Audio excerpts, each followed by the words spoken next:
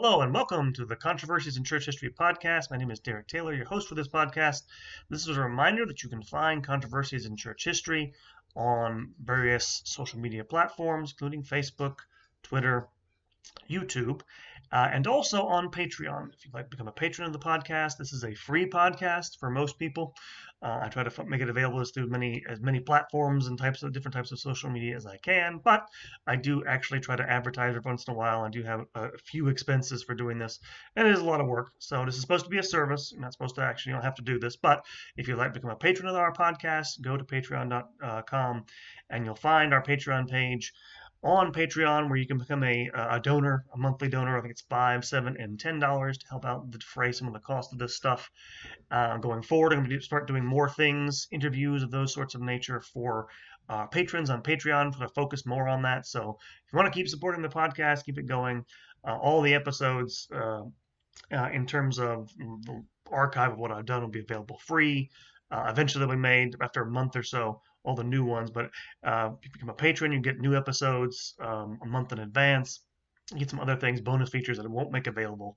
All the regular episodes will be available to all people. So just to help out and say thank you to some of my donors. So if you'd like to do that, please go to patreon.com and think about signing up.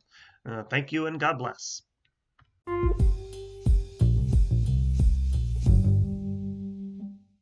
Hello and welcome to Controversies in Church History. My name is Derek Taylor, the host for this podcast, which takes you through the most interesting, important, and controversial episodes in the history of the Roman Catholic Church. Welcome once again to all my listeners out there. So a reminder, you can find Controversies in Church History on the web at churchcontroversies.com, website for this podcast. You can find us on Facebook. You can find us on YouTube, Twitter. We're hosted by Spotify for podcasters, I should say. You can find links to all that on the website at churchcontroversies.com. And special thanks to all the patrons of the podcast on Patreon. If you'd like to donate to the podcast, you can go there, add a small donation every month, $5 a month or whatever, if you'd like to. Big thing we ask of you is to spread the word about the podcast, let me know about my work if you think it's important. It helps keep me going, by the way, to hear feedback and encouragement from you. So appreciate that more than anything. So welcome to the latest episode of Controversies in Church History. And this is the latest episode 9 of my ongoing series on the Latinization of the Eastern Catholic Churches, those episodes in its history, in the history of the Roman Catholic Church, where Rome or its missionaries or its other agents Latinize Eastern Catholic churches with different traditions in communion with it, and either through pressure or through sometimes voluntarily, as we've seen, they adopt Latin customs because that's been a controversial aspect of the Catholic Church and its relationship with churches, those Eastern churches, I should say, the Orthodox churches outside of its communion. So in this episode, I'm going to step back. The last time I've divvied up the series by conventional historical divisions, medieval, early modern. Now we're into the modern era. I did one episode on the Ruthenian Catholics in America last time, because I've been promising it to one of my listeners. But I want to step back here and give you a broad overview and talk about specifically some of the background for the whole of the Western Church, but specifically in this episode, calling it the Papacy in the Eastern Churches, 1846 to 1958, basically covering the pontificates of Pius IX through Pius XII, just on the eve of the Second Vatican Council, to give you the broad sweep of things beyond the relationship of Rome with its Eastern Catholic churches, what is influencing Rome's policy toward these Eastern churches, and talk about a couple of major changes that occur in this period, because this is a turning point in some ways, the modern era. And so let's begin. And the major event, of course, that shapes Rome's attitude toward, everything in the modern era, of course, is the French Revolution. The revolution and the wars up to 1815, Napoleon, reshape Europe. They cause an upheaval, untold upheaval. They unleash the forces of nationalism, such that even though after 1815 they try to restore throne and altar arrangements in Europe, they're shaken by revolutions by 1848 pretty much in every major European country. and of course in the Papal States, which are restored after after the wars in 1814. But they are briefly, the Pope Pius IX is briefly dislodged in 1848 by a revolution there. And particularly unleashing of nationalist movements target the church across Europe. Its prerogatives, its privileges, they get rid of them over the course of the 19th century in many countries, its control of education. But particularly in two countries, in Italy, where the Risorgimento leads to the unification of Italy, first in 1861, then in 1870, where they swallow up the Papal States, make Rome its capital, and then the German unification movement, which ends in 1870 with the defeat of with Prussia defeating France in a war and then unifying Germany behind it, leads to conflict with the church. So you have this as the primary political battle it's fighting in the 19th century, shapes a lot of it.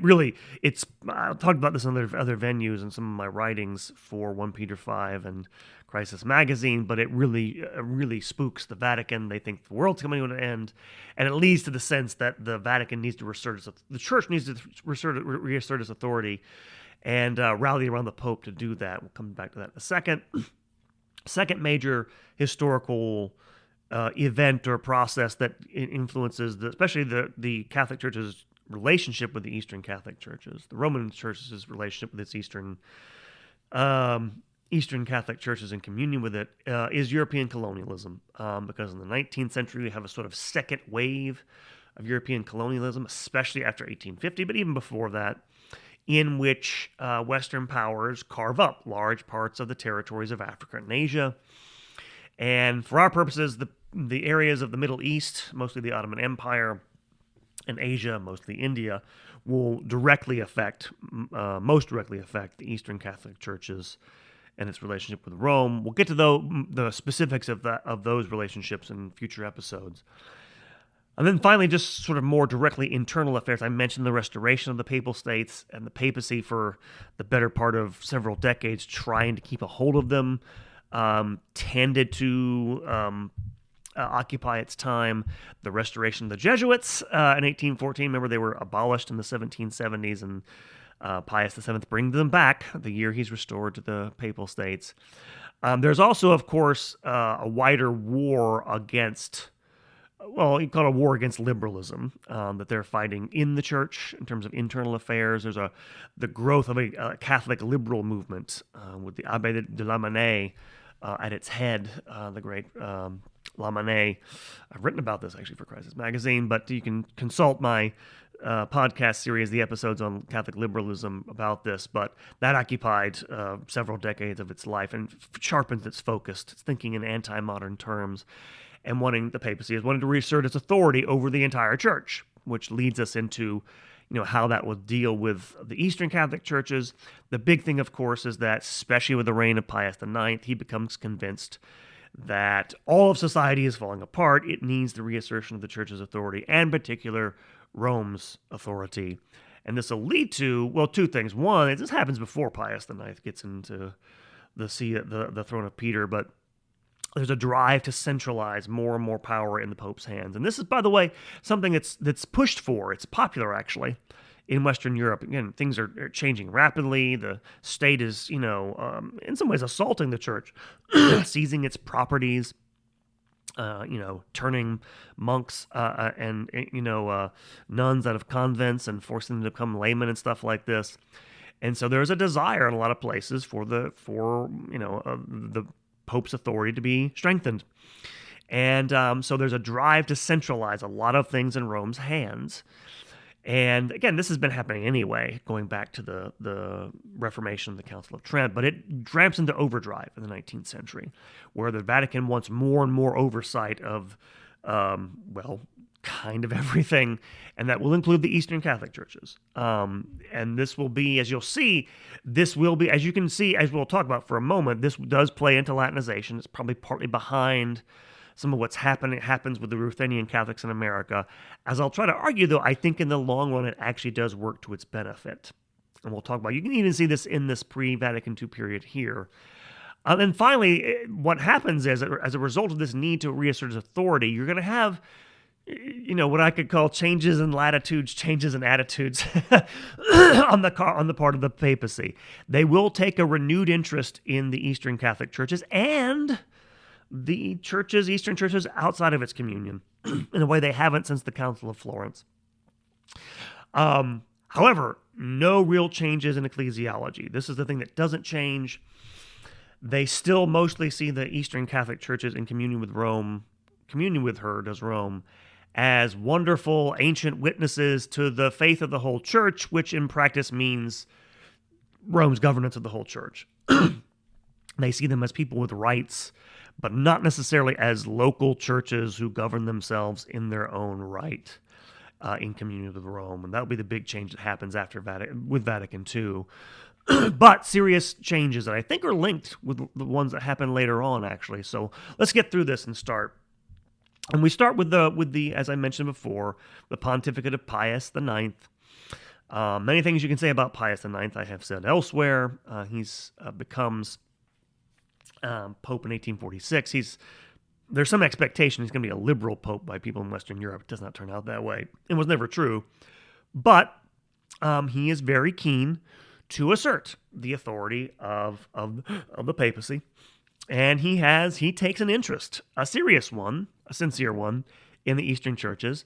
And he famously issues an encyclical in 1848, In Suprema Petra Apostoli Sede, which, as you can see, has to do with the See of Peter, the seat of Peter, addressed to the Eastern Catholic churches, in which he will reiterate the efforts of popes throughout the centuries to maintain the rights of the Eastern Catholic churches and their purity, which, of course, you've followed this series long enough. They've always done that, and in principle had the popes, and in practice mostly they have some slip-ups here and there. That's true. But he also talks about his efforts on their behalf in the Ottoman Empire. He talks about an embassy he sends to the Ottoman Emperor in Istanbul, and particularly in regard to the Armenian Catholics there. We'll talk about that in a later episode, but he is deadly serious, trust me, about this, is Pius IX. A very serious guy. I'd say, in a lot of the things Pius IX did, never questioned his sincerity or his love for Christ. His wisdom is another matter. And I say that because in the second half of this letter, In Suprema Petra Apostoli Sede, 1848, he makes an appeal to those Eastern churches outside of communion with Rome.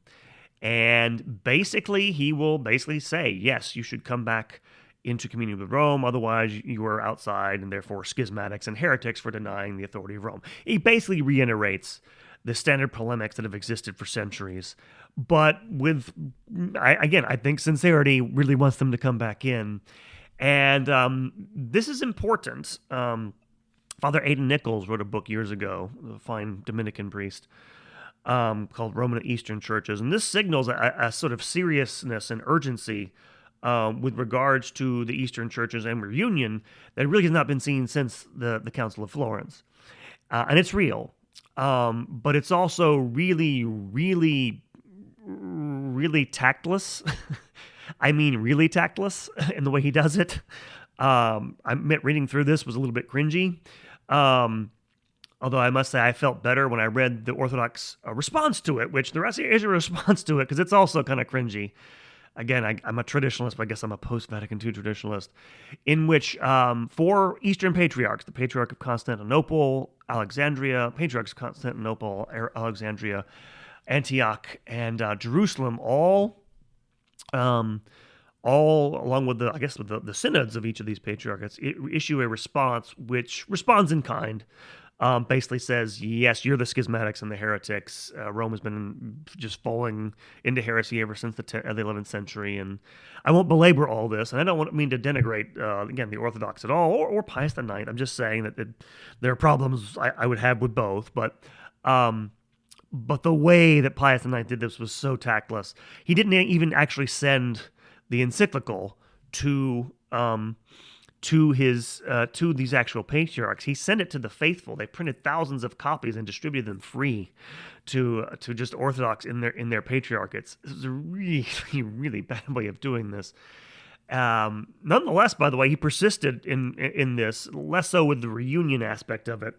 The people around him were more optimistic. I don't know why, given their attitudes, but for the rest of his pontificate, as you will see, he made strenuous efforts to reach out to the Eastern Catholic churches, and even though, again, his hopes for reunion kind of fizzled after he saw the attitudes of the Orthodox patriarchs, but very sincere.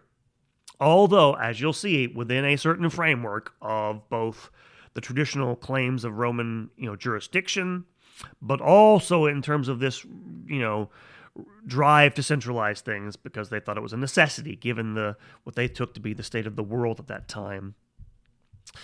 The other thing, of course, there are other things I'll come to in a moment, but the other major sort of initiative that Pius IX undertakes, of course, is that he calls for an ecumenical council and invites the Eastern Catholic prelates to Vatican I, where they make up part of the minority that was in opposition to the definition of papal infallibility and primacy, represented by the dogmatic constitution Pastor Eternus.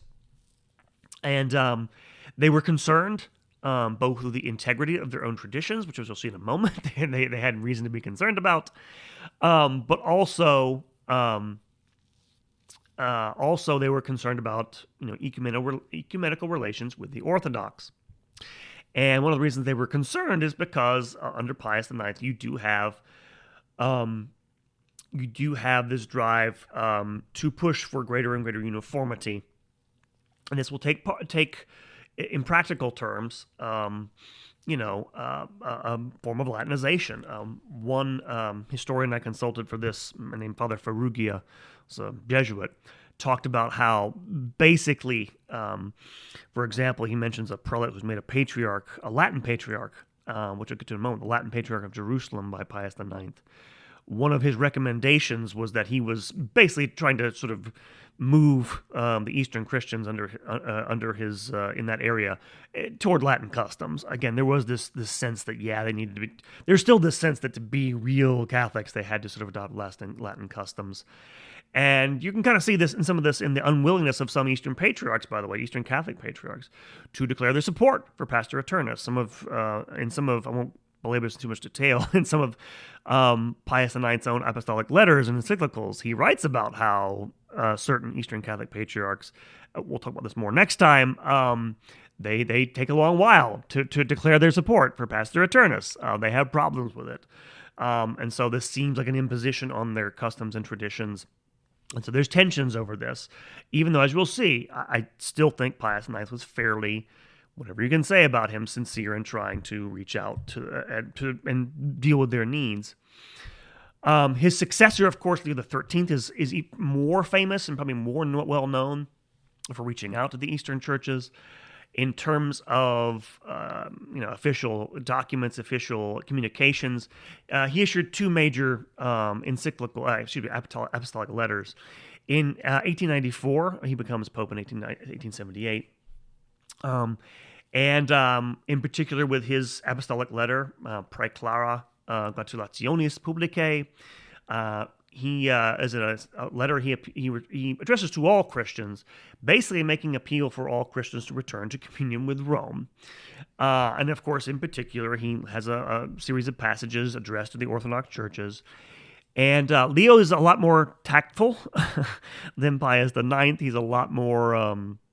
He's more appreciative. I think he knows more about, probably, the Eastern traditions than Pius IX does, but makes the appeal ultimately in the similar terms to what Pius IX said. Basically, it's an ecumenism of return, is something what they call this after Vatican II, usually disparagingly, about attempts to try to promote reunion by basically saying, repent and submit to Rome, or, return with a V, that's basically what this is. And once again, the Orthodox are not biting this.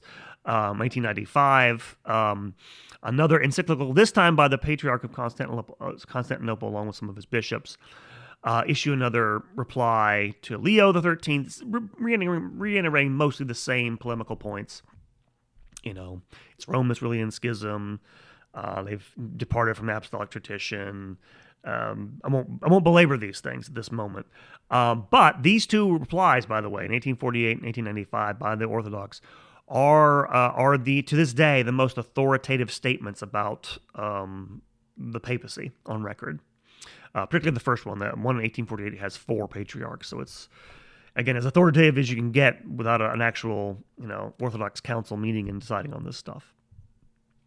The second apostolic letter, maybe more important and more directly dealing with the Eastern Catholic churches, in 1894 is the letter Orientalis Dignitas by Leo XIII.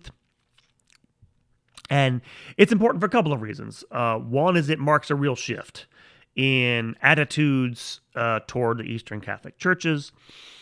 It's meant to augment the place of the Eastern churches in communion with Rome. It explicitly, and in very glowing terms, I'll read some of this stuff to you in a moment, recognizes not only the legitimacy of the rights of the Eastern Catholic churches, but their value to the church as a whole in a way it really hasn't before.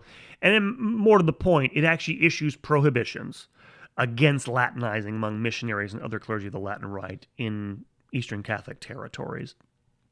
And so, in that sense, it marks a turning point. Let me read you just some of the language here. I'll read you something from Pius IX in a moment to give you a sense of this. But yeah, this is read some of it here. Paragraph or two. This is Orientalium Dignitas. Pope Leo XIII, 1894. The churches of the East are worthy of the glory and reverence they hold throughout the whole of Christendom in virtue of those extremely ancient, singular memorials that they have bequeathed to us. For it was in that part of the world that the first actions for the redemption of the human race began in accord with the all-kind plan of God. They swiftly gave forth their yield. There flowered in first blush the glories of preaching the true faith of the nations, of martyrdom and of holiness. They gave us the first joys of the fruits of salvation. From them has come a wondrously grand and powerful flood of benefits upon the other peoples of the world, no matter how far flung. When blessed Peter, the Prince of Apostles, intended to cast down the manifold wickedness of error and vice in accord with the will of heaven, he brought the light of divine truth, the gospel of peace, freedom in Christ, to the metropolis of the Gentiles. Going on, next paragraph. It has been most especially the habit of the Roman Church, the head of all the churches, to render to the churches of the East a great degree of honor and love and remembrance of the apostles, to rejoice in her turn in their faithful obedience. Amidst changing and difficult times, she has never failed in any way in farsightedness and acts of kindness to sustain them against the forces that would strike them again and again, to hold fast those that were overwhelmed, to call back those in discord with her.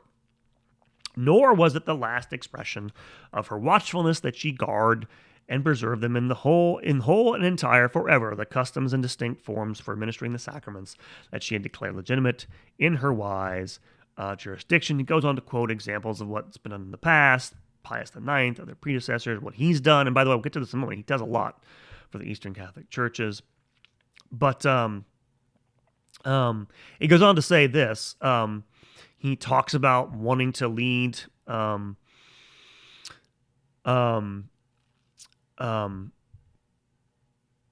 talking about some of the plans for the Eastern Catholic churches and trying to reconcile Eastern Christians outside of the faith. I'll go on here. He says, quote, "Our goal is to discharge to the utmost degree whatever may be hoped for from the prudent direction of the Apostolic See. The reasons for rivalry and suspicion must be removed." He means among the Orthodox. "Then the fullest energies can be marshaled for reconciliation. We consider this of paramount importance to preserving the integrity proper to the discipline of the Eastern churches." And he goes on to say, he talks about instructing, students in their own traditions and stuff like this, and forming clerics in their traditions, and says something very lovely here. He says, "In them the students," quote, "in them the students will cultivate their rites with the greatest devotion, observe them, and have full knowledge of their usages. In point of fact, there is more importance than can be believed in preserving the Eastern rites. Their antiquity is august. It is what gives nobility to the different rites. It is a brilliant jewel for the whole church. It confirms the God-given unity of the Catholic faith." Unquote. Very beautiful, very, very impressive. Again, from a point of view of things that have been said in the past by Rome about the Eastern Catholic churches. I won't belabor it. I might read the whole thing to you, but it's worth taking a look at. He does go down on to list a series of practical matters. I'll go through them here. He talks about extending, by the way, does two things. One, he grants the Melkite patriarch in the Ottoman Empire jurisdiction over all his faithful within the Ottoman Empire. Then he goes on to list a series of things that had actually been granted to the Melkites in particular by Benedict XIV in the 18th century and extends them to the whole of the church. Basically, the first thing he says is any Latin Rite missionary that tries to basically Latinize or get Eastern Rite faithful to come over to the Latin Rite will be, quote, deposed and excluded from his benefice, in addition to ipso facto suspension ad divinis and other punishments, yada, yada, yada, et cetera, et cetera. Just a various series of provisions to prevent that sort of thing from happening. I won't belabor this stuff, but just a very detailed list of things that should help out. And again, he universalizes this, so no one can doubt Leo XIII's sincerity. However, just to point, I'm trying not to be critical too much of the papacy or the Roman Church. I'm a Roman Catholic. So, but I do have to point out, they still have this problem. They really can't see the idea of reunion with the Eastern churches outside of its communion as anything but an either or principle. I give you the best example I can give you this from the same encyclical, Orientalium Dignitas, is this. He talks about the apostolic origin of these churches.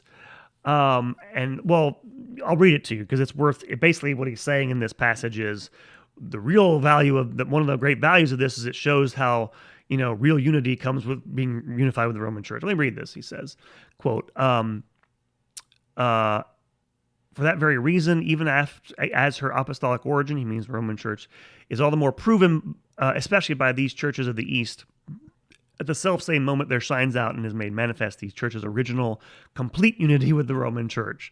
Nothing else, perhaps, is so breathtakingly effective for illustrating the mark of Catholicity in God's Church than that striking sight of different forms of ceremonies and noble examples of the tongues of the ancient past, all made all the more noble by their use by the apostles and fathers, rendering their submission to the Church.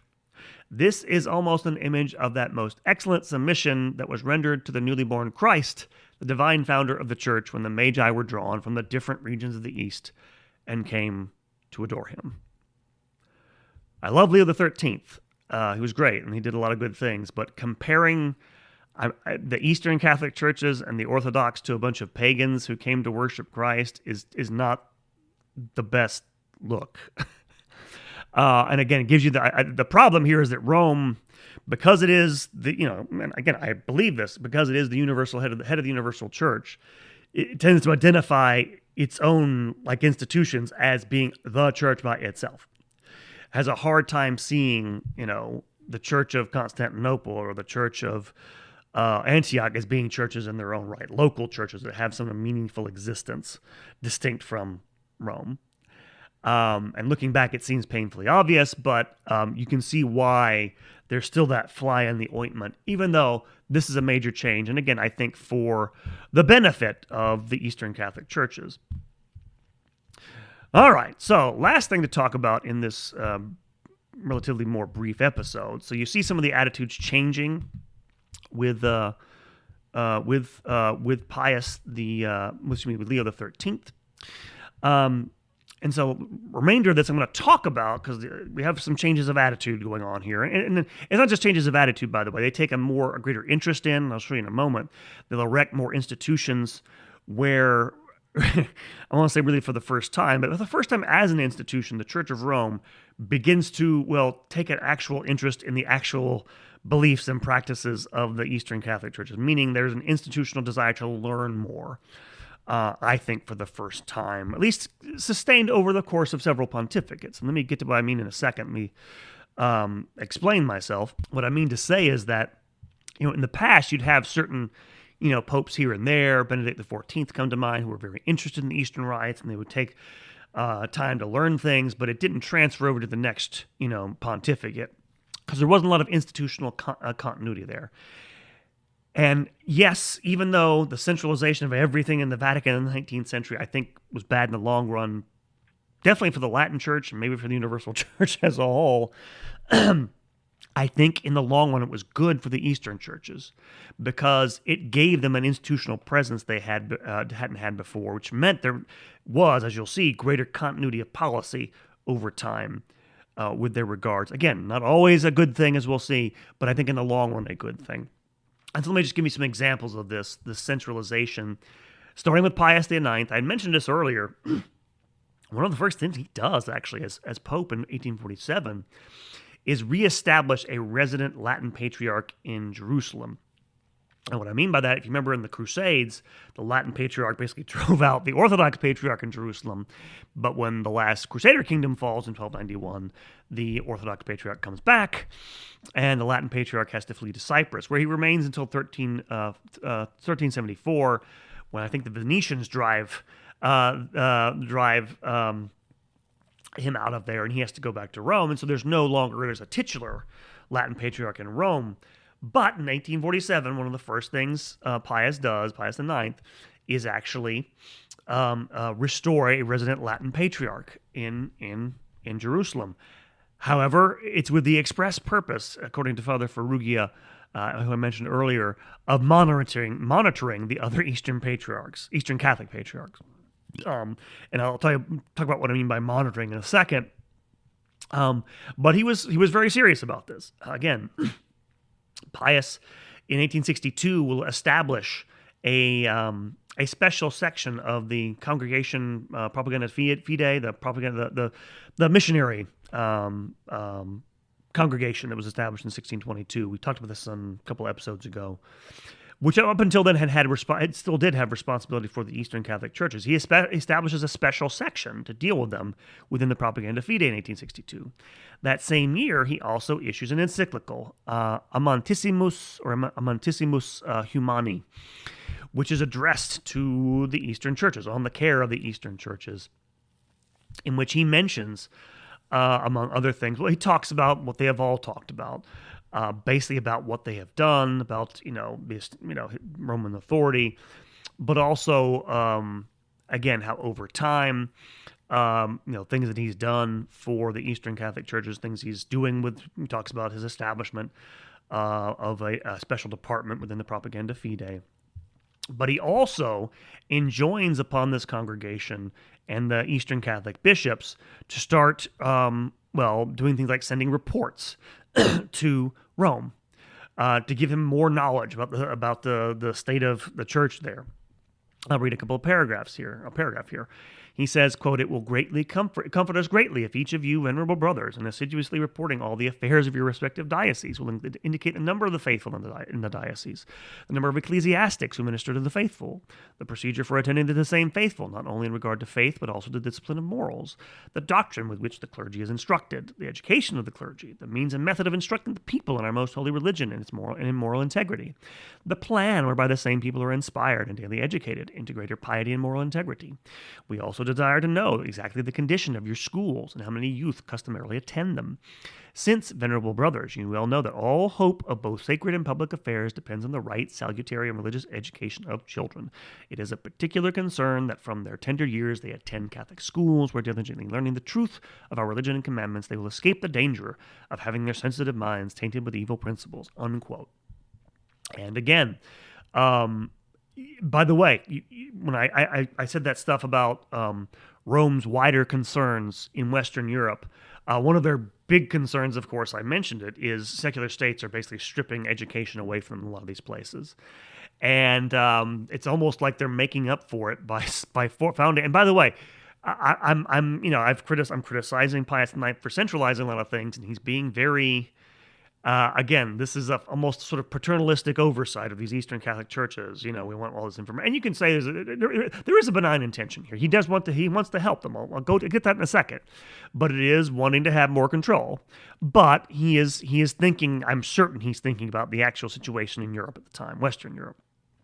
And in point of fact, as we'll get to in a moment, Rome actually does establish a lot of schools, seminaries for Eastern Catholic churches in the 19th and 20th centuries. Does a lot of good work for them, and not just Rome, but other religious orders, congregations, especially in places like the Middle East. They do good work. So I'm not trying to make this sound totally. It's not totally sinister. It's just done in a certain way still, but with sincere, I think, concern. This is the next paragraph of Amantissimus Humani. Pius IX goes on, next paragraph following the one I just read, quote, if you need books, do not hesitate to make it known, and at the same time inform us of the books you consider most appropriate to provide dogma for the clergy, promote the education of the people, refute the teachings of those who are not Catholic, and foster the piety of the faithful. Most importantly, when we hear from you and in some places liturgical and ritual books are being used, into which either some error has crept or a change has been arbitrarily introduced, it will be your duty to mention which books these are, and if at any time they have been approved by the Holy See. Specify, too, if in your judgment they contain errors to be corrected or abuses to be abolished.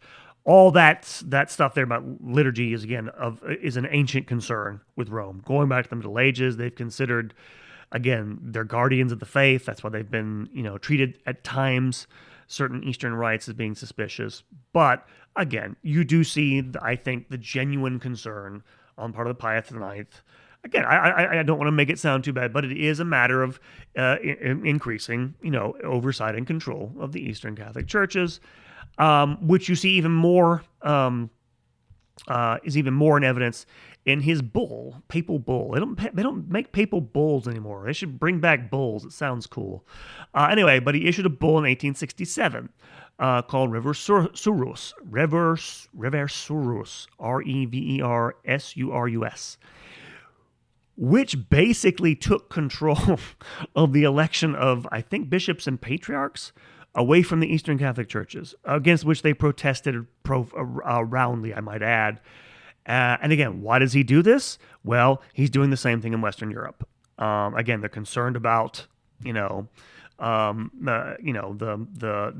unity of the church in Western. And by the way, there still are cathedral chapters in Latin cathedrals, Western cathedrals in Europe, where they still elect bishops. Now, the Pope has to give his approval, but they still have the right to elect their clergy. There used to be a lot more of them.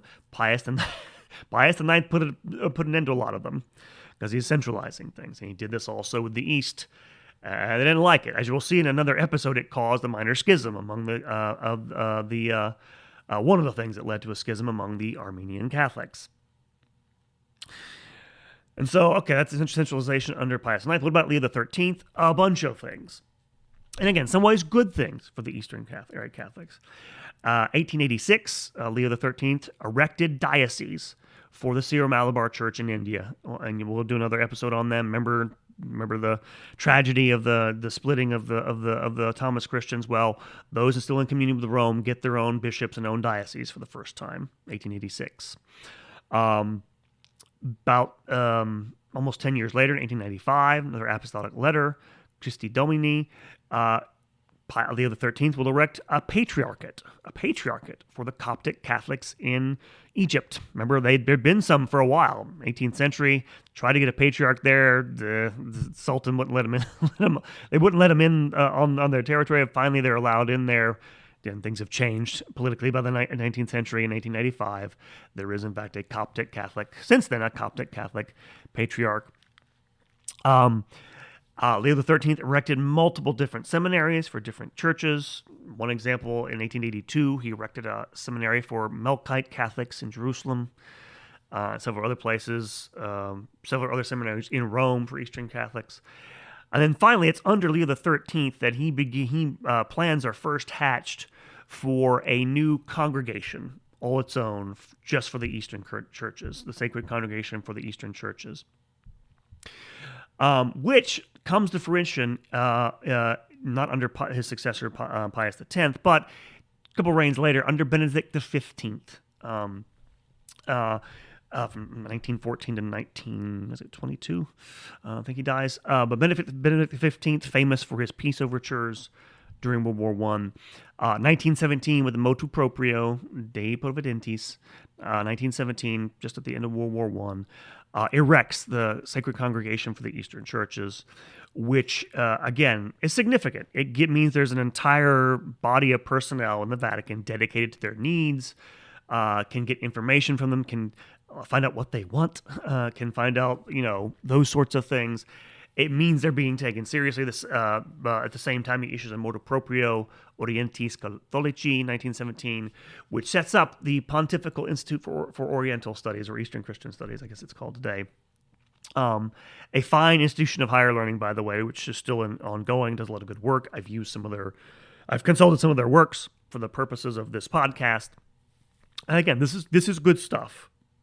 Again, does it mean centralization? Does it mean all that stuff? Yes, it does. But it's a good thing for the Eastern Catholics.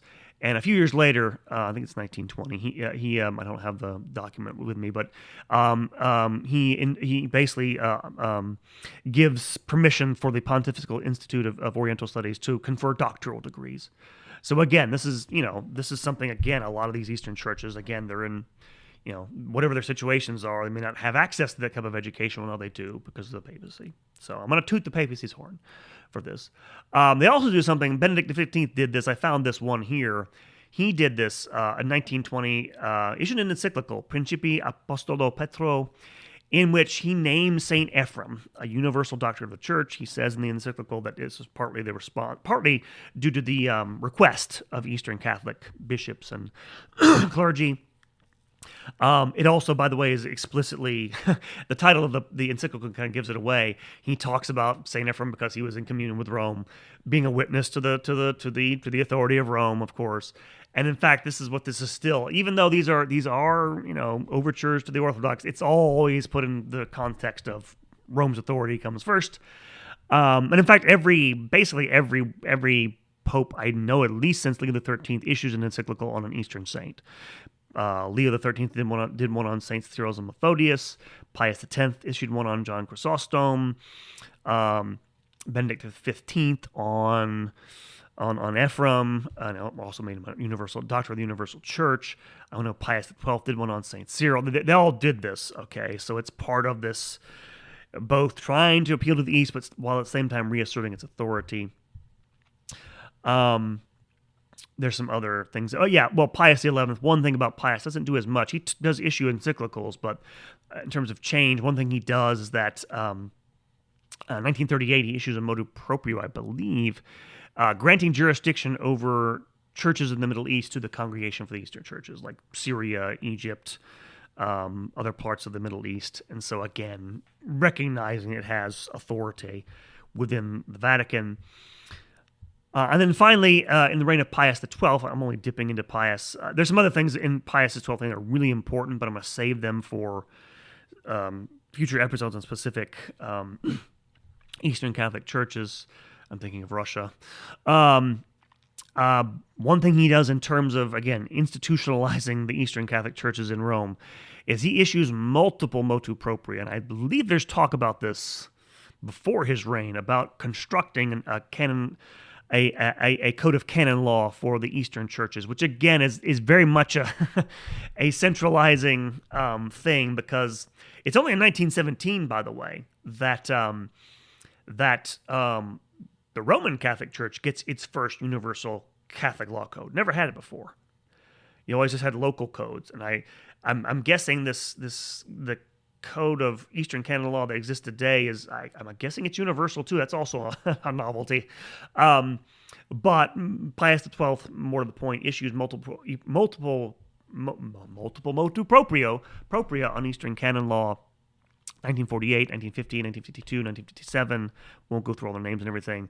A lot of it having to do with marriage law. He also sets up, by the way, does Pius XII in 1957 or 58, maybe the last year of his life, an exarchate for Byzantine Rite Catholics, I believe Ukrainian, or I can't remember which one, in Britain. So lots of activity on behalf of the Eastern Catholic churches by the papacy. Takes a greater interest.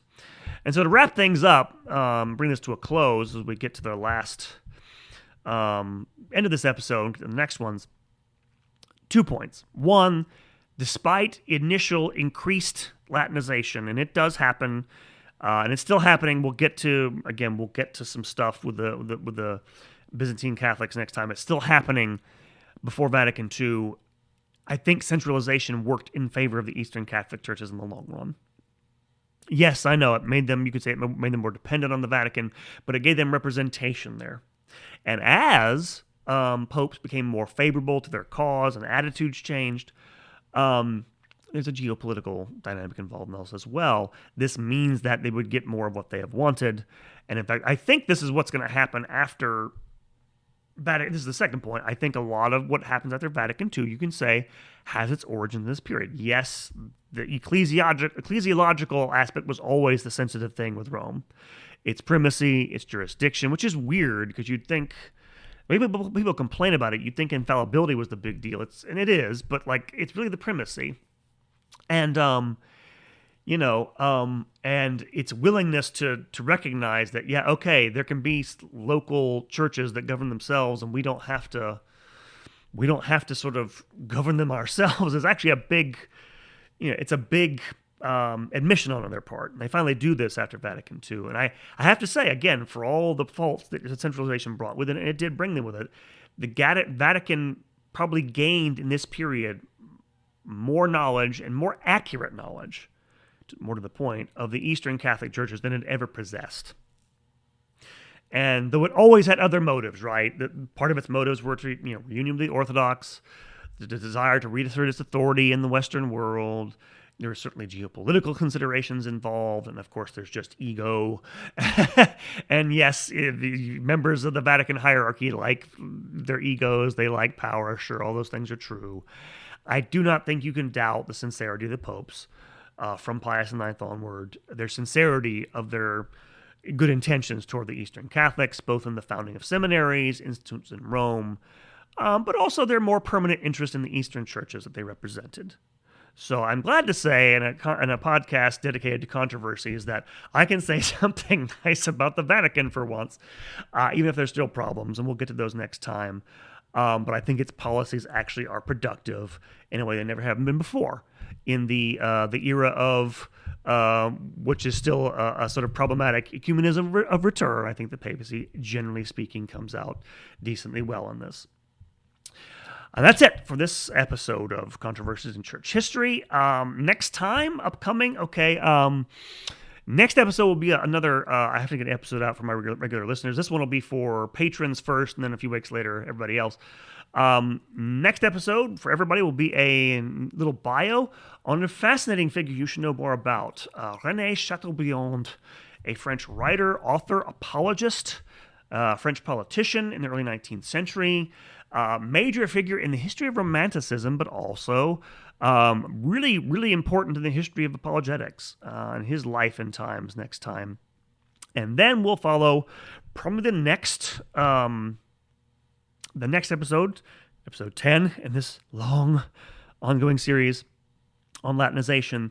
Next time, I think I'm going to do the Church of the Middle East up until Vatican II. In fact, the way it's going to go is we'll have the Middle Eastern churches, Melkites, Maronites, Coptic Catholics in the Middle East, Armenians, and then up until Vatican II, basically. Then one on the Church of the East and the Syro-Malabar, the Indian Catholics, and that one up until Vatican II. And then finally one last one on the Slavic peoples who are in communion with Rome, Byzantine Catholics. That'll deal with several things before Vatican II, most especially Ukrainian Catholics' dealings with Russia. And then finally, after that, one last one on Vatican II and its changes to wrap up and talk about its connection to stuff going on today. So that's 4 more at least? At least. I might have to have a whole wrap-up episode. So we might have, 13 or 14 episodes. I'm tired just thinking about it. Anyway, that's what's upcoming on Controversies in Church History. Oh, be on the lookout for more my writing. I have an article out today, actually, I really like this article. Go check it out on Crisis Magazine. It's called Jordan Peterson and the Apocalypse. It's about my experience at the Symbolic World Summit. If you don't know what the Symbolic World is, it's the YouTube channel of Jonathan Pageau, who is a Canadian icon painter, maker. I don't know how to pronounce what the proper term is, but also a sort of cultural figure with his YouTube channel. Great. I'm a member of, subscribe to his channel, member of his little online community that he's formed. Highly recommend it. The article talks about his work, but also what I experienced at this little meeting of him and his followers in Tarpon Springs, Florida. I had a blast there.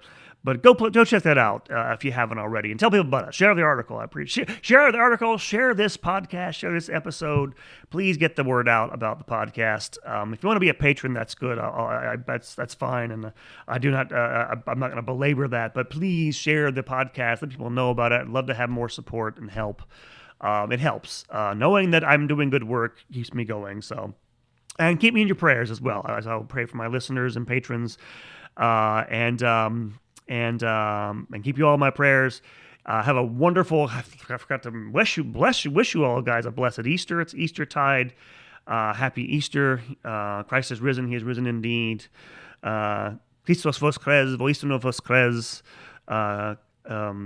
Christos anesti, aletos anesti. Christ is risen. God bless you all. Have a happy Easter season to all of you and to all the Eastern Christians who aren't there yet, if you haven't gotten there yet. Happy upcoming resurrection of Christ to you, that feast. Wonderful, wonderful, blessed feast. And you will hear from me, guys will hear from me hopefully sooner rather than later. Take care and God bless.